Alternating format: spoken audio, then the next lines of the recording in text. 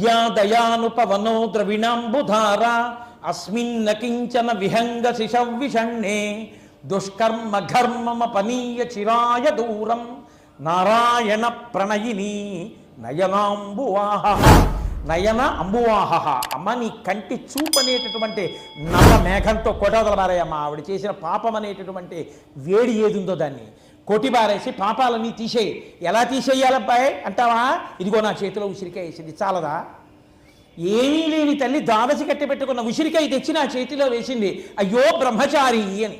ఈ చేతిలో వేసిన ఉసిరికాయకి ఆవిడ యొక్క ప్రేమనితో కొలిచి చూస్తే ఆవిడ గతంలో చేసిన పాపాలు పెద్ద లెక్క, ఈ పుణ్యాన్ని అడ్డుపెట్టి కొట్టేయమ్మా అన్నారు శంకరాచార్యులు. అంటే లక్ష్మీదేవి పొంగిపోయి, కొట్టేశాను రా అబ్బాయి పాపం అంతా, ఇప్పుడు ఆవిడ ఖాతాలో ఎంత పుణ్యం ఉందో నేనే లెక్క చెప్పలేను, అందుకే బంగారు ఉసిరికలు కురిపించేస్తున్నాను ఆవిడ దొడ్డి అంతా.